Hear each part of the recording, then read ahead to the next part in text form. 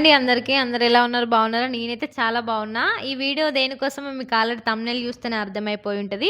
మన దక్షిణ అయోధ్యగా పిలువబడే భద్రాచలంకైతే ఎళ్తున్నాము. అక్కడ ఏమేమి ఉంటాయో, అసలు ఎట్లుంటదో నేనైతే మొత్తం మీకు బ్లాగ్ రూపంలో షేర్ చేస్తా. తెలవని వాళ్ళు తెలుసుకోండి, చూడని వాళ్ళు కూడా చూడండి. నాకు తెలిసిన కొన్ని విషయాలైతే నేను మీకు షేర్ చేస్తా. ఈ వీడియో అయితే స్కిప్ చేయకుండా లాస్ట్ వరకు చూడండి. ఇంకెట్లా తీయాలో కూడా చెప్పండి. చిన్న లైక్ ఇస్తే నాకు కూడా వీడియోలు చేయాలనిపిస్తది. నాకొక బూస్ట్ లాగా అనిపిస్తదన్నట్టు లైక్ ఇస్తే.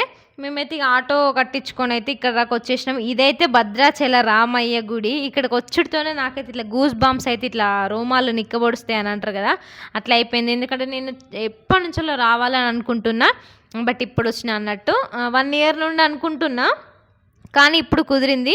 ఏదైనా మనం అనుకుంటే కాదండి, దేవుడు పిలుపొస్తేనే మనం రాగలుగుతాము నిజంగా. ఈడికైతే వచ్చినాము, చాలా బాగా అనిపించింది. అసలు భద్రాచలం పోతామా అని అనుకున్నాము, వెళ్ళినాం. మేము ఎందుకు వచ్చినామంటే రేణుక పెళ్ళి కాబట్టి, రేణుక పెళ్ళిది భద్రాచలం దగ్గర టేకులపల్లి. సో ఇటు చూసుకొని అటు వెళ్దాం అనేసి అయితే వచ్చినాం. రేణుక వల్లనే వచ్చినాము నిజంగా చెప్పాలంటే. ఈడికి వచ్చిన తర్వాత ఎంత హ్యాపీగా అనిపించిందంటే, వామ్మో నేను నిజంగానే వచ్చినా, దేవుని దగ్గరకు వచ్చినా అనే డైలమాలనే ఉన్నా నేను. ఇంకా ఈడికైతే వచ్చినాం, గుడికి అయితే ఇట్లా ఎంట్రీ అయినాం అన్నట్టు. ఆటో తీసుకొని వచ్చినాము మేము. కొత్తగూడెంలో ట్రైన్ దిగి కొత్తగూడెం నుంచి భద్రాచలంకి ఆటో తీసుకొని వచ్చినాము. అక్కడికైతే మనిషికి 120 ఎంతో తీసుకున్నారు. మనిషికి 120 అంటే మేమైతే 100 ఇచ్చేసినాము. అక్కడ నుంచి వచ్చినాము.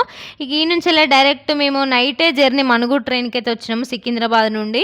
సో మేము నైట్ నుండి మొత్తం జర్నీ కదా, ఎర్లీ మార్నింగే అక్కడ దిగినాము అన్నట్టు. ఇక వెంటనే స్నానాలు చేసేసి మనం ఫ్రెష్ అప్ అయ్యి దేవుని దర్శనం చేసుకుందాం అనేసి అయితే మేము గోదావరికి అయితే వెళ్తున్నాము. ఇది అంతా గోదావరి. మనకు వర్షాకాలంలోనైతే ఫుల్గా ఉంటాయి, కానీ ఇప్పుడైతే కొంచెం తక్కువ ఉన్నది అన్నట్టు. ఈ గోదావరి చూడండి ఎంత బాగుందో. నాకైతే అసలు నేను నిజంగానే వచ్చిందా, ఇది గోదావరేనా, ఇది రాములవారి టెంపుల్ అయినా అట్లనే అనిపిస్తూ ఉంది. ఇంకా ఇక్కడికి నేను నా ఫ్రెండ్స్ ఇద్దరం అయితే వచ్చినాము. భద్రాచలం అంటే దానికి ఒక పెద్ద స్టోరీ ఉంది, అదంతా చెప్పినా కూడా 15 మినిట్స్లో అయిపోదు. దక్షిణ అయోధ్యగా పేరు పొందిన రాముని పుణ్యక్షేత్రం ఇది. ప్లస్ ఇది స్వయంగా రాముడు వెలిసిన పుణ్యక్షేత్రంగా మన సైడ్ ఉన్న వాళ్ళందరూ కొలిసే దేవాలయం. చాలా బాగుంటుంది ఇది. ఇది మొదట్లో మనకి భద్రగిరి అని ఉండేదంట. చాలా ఊర్లు ఫస్ట్ వేరే పేరుతో నుండి తర్వాత వాటిని మాడిఫై చేసిరు. ఫస్ట్ భద్రగిరి అని ఉండే, ఎందుకంటే గిరి అంటే కొండలు, ఇదంతా మొత్తం దట్టమైన అడవుల్లాగా ఉండేనట. రాముడు వనవాసం చేసింది ఇక్కడే కదా, సో భద్రగిరి అని ఉండేనంట. అట్లా భద్రాచలం వరకు వచ్చిందంట. భద్రుడి వల్ల భద్రాచలం అని వచ్చిందట. మేమైతే ఈడికి వచ్చినాము. మనం ఇప్పుడు వెంటనే గోదావరికి స్నానాలు చేయాలి కదా, గోదావరి నీరులో. అందుకే మేమైతే ఇది తీసుకున్నాము. అసలు మాకు ఎంత కాస్ట్ అయింది, ఎన్ని వేలల్లో మాకు అయిపోయిందని నేను మొత్తం చెప్తాను. మేము మనుగూరు ట్రైన్కి అయితే అక్కడ నుంచి వెళ్ళి వచ్చినాం, సికింద్రాబాద్ నుంచి వెళ్ళి. అక్కడ నుంచి 280 ఏమో అయింది ముగ్గురికి. ఈడికి వచ్చిన తర్వాత కొత్తగూడెం నుండి మాకు భద్రాచలం గుడి వద్దకి ముగ్గురికి 100 తీసుకున్నాం, 300. ఇక్కడనైతే ఇది కంపల్సరీ తీసుకోవాలి. 365 వత్తులు ప్లస్ జాకెట్ ముక్క, గాజులు, పసుపు కుంకుమలు అన్నట్టు గోదావరిలో వేయాలని అంట. మళ్ళీ కొబ్బరికాయ. ఇక్కడైతే ఒక్కదానికి 80 రూపాయలు. 80 రూపాయలు అంటే ముగ్గురికి 80 తీసుకున్నాం. ఇది ముగ్గురం తీసుకొని వెళ్ళినాం అన్నట్టు. మనకి అరటి తెప్ప ఉంటుంది కదా, అందులో పెట్టిస్తారు. ఎందుకంటే మనం వాటర్లో వేసినప్పుడు వాటర్లో మునగకుండా అరటి తెప్ప అయితే తేలుతుంది కదా, అల్కా ఉంటుంది కదా అది. అందుకే అట్లాంటిదైతే ఇస్తున్నాయి ఇక్కడ. ఇవి కూడా మనకి గోదావరి ఒడ్డున దేవుడి విగ్రహాలు ఉంటాయి కదా, అక్కడ పెట్టడానికి అన్నట్టు. ఇక మేము 365 వత్తులు అంటే 365 వత్తులు, మనం ఎప్పుడు బాగున్నా బాగాలేకపోయినా ఈరోజు 365 వత్తులు వేస్తున్న స్వామి అన్నట్టు మనం అనుకోవాలంట. అట్లా చెప్పిర్రు. ఇక్కడ నుంచి అయితే వెళ్తున్నాము. మా ఫ్రెండ్ అయితే మా వెంట్రుకలు ఇస్తా అని కోరుకుంది. సో తనైతే వెంట్రుకలు ఇస్తుంది అన్నట్టు. అంటే పేరెంట్స్ ఏమని అనలేదు. ఆమెకి ఫస్ట్ టైం వచ్చినా కదా, ఎక్కడికి ఫస్ట్ టైం పోయినా కూడా ఇస్తుందంట, తనకు అది అలవాటు. సో ఈడికి వచ్చినా కూడా వెంట్రుకలు ఇస్తా అని చెప్పింది. మేమైతే ఆడికే పోతున్నాం. ఫస్ట్ తను ట్యాప్ దగ్గర చేసింది అన్నట్టు. ఇక్కడ ట్యాప్స్ కూడా అవైలబుల్ ఉన్నాయి, వాష్రూమ్స్ ప్రతి ఒక్కటి అవైలబుల్ ఉంది. మేమైతే వెంట్రుకలు ఇచ్చే కాడికైతే వెళ్ళినాము. అక్కడనైతే మనకి 3 కత్తర్లు అయితే 50 రూపాయలంట. 5 కత్తర్లు అయితే ఇంకెంతనో, గుండుకి 200 మరెంతో అట్లా కాస్ట్ అయితే అట్లుంది. ఇక్కడనైతే భద్రాచలంలో మేము ఇక దీపాలు వదిలేటప్పుడు ఒక ఫోటో తీసుకుందాం, ఎప్పటికి గుర్తుంటుంది కదా అని ఫోటోగ్రాఫర్ని అయితే తీసుకొని వెళ్తున్నాము. మనకు వర్షాకాలంలో మెట్ల పైకి గుడి దగ్గర వరకు కూడా వచ్చే ఛాన్సెస్ ఉన్నాయంట, చాలా మంది చెప్తున్నారు అక్కడ. సో ఇక్కడనైతే మేము ఫోటో దిగుదామనేసి పోయినాం. ఎందుకంటే మనం మళ్ళీ మళ్ళీ రాలేము, మెమొరీ ఉంటుంది కదా అనేసి అయితే మేము వెళ్తున్నాము. ఇదైతే కొండ, ఇట్లా మనకి వాటర్ ఫోర్స్ ఉన్నప్పుడు మనకి ఇట్లా గీతల్లాగా పడతాయి, అదంతా అదే కొండ. వాటర్ మనకి అలలు వస్తూ ఉంటాయి, అదే షేప్లో పడుతూ ఉంటాయి కదా.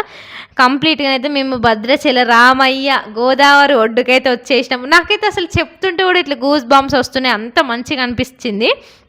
నేనే వస్తానా రానా, ఎందుకంటే మా ఊరు ఎక్కడో పెద్దపల్లి జిల్లా, నేను ఖమ్మం డిస్టిక్కి భద్రాద్రి కొత్తగూడెం జిల్లాకు వచ్చుడేంది, నేను అంత దూరం వచ్చినా, ఇదంతా మా ఫ్రెండ్స్ వల్లనే పాసిబుల్ అయింది. మా మమ్మీ వాళ్ళు వద్దన్నా కూడా నేను వచ్చిన అన్నట్టు.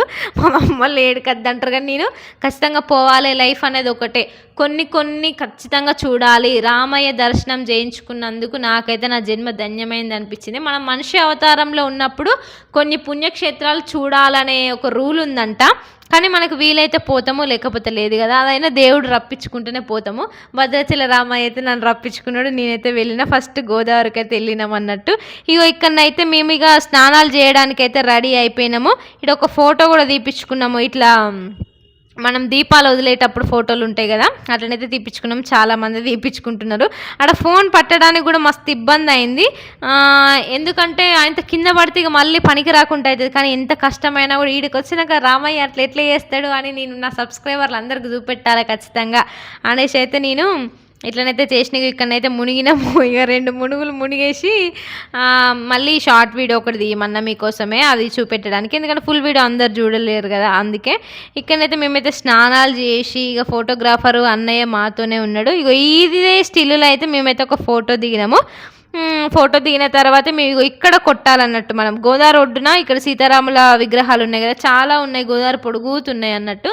మనకి కళ్యాణం చేసి కొంతమంది 3 ఇయర్స్, కొంతమంది 5 ఇయర్స్ చేపిస్తారు కదా, అట్లా కళ్యాణం చేపించిన వాళ్ళు కూడా ఇట్లా ఒడ్డుకు పెట్టిపోతారట. సో మనం ఇక్కడ రాముల వారు ఉన్నారు అనుకొని మనం ఇక్కడ కొబ్బరికాయ కొట్టాలి.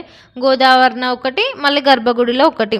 ఇక్కడనైతే కొబ్బరికాయ కొట్టిన మంచిగా, నాకైతే ఒక మంచి చిన్న జాబు, నేను అనుకున్న పనులు అనుకున్నట్టు కావాలి, అందరూ బాగుండాలి, అందులో నేను ఉండాలి, మాకు పంట మంచిగా వండాలి, అవే మొక్కుతే ఎప్పుడైనా కూడా అదే మొక్కుడు. దేవుడు అనుకుంటాడు కావచ్చు ఎప్పుడు ఇదే నా రొటీన్ మొక్కులని, నాకు అట్లనే అనిపిస్తుంది.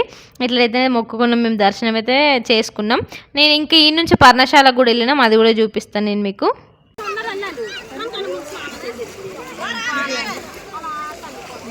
నేను పడ్డాను అన్నాడే, నేను బట్టాలా అన్నాడు వీడియోలో, నాకైతే అర్థం కాదు.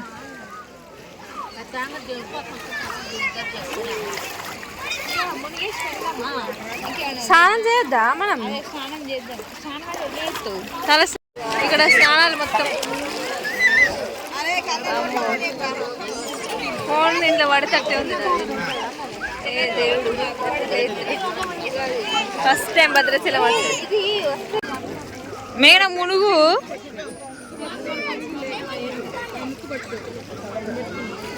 ఇవి అయిపోయినాయి, ఇంకెందుకు? నేను పడేసినా కదా.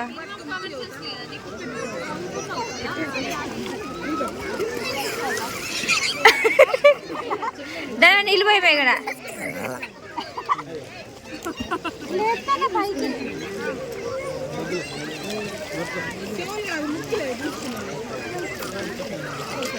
మేము ఫస్ట్ నార్మల్గా ఒక 3 మునుగులు మునిగైతే మేము దేవునికి దీపం అయితే వదిలేసి కొబ్బరికాయ కొట్టినాం. మళ్ళీ తర్వాత మేము ఇక ఫ్రెష్ అప్ అయ్యి గుడి లోపలికి వెళ్ళాలంటే తలస్నానం చేయాలి కదా, అట్లనైతే ఇక్కడనైతే షాంపూతో కూడా చాలామంది చేస్తున్నారు. యాక్చువల్గా అసలు అట్లా చేయొద్దు, కానీ ఇంకా చేస్తున్నారు అనేసి అయితే మేము చేసినాము. ఇక మా ఫ్రెండ్స్కి నేను హెల్ప్ చేయడం, నాకు మా ఫ్రెండ్స్ హెల్ప్ చేయడం అట్లనైతే అయింది.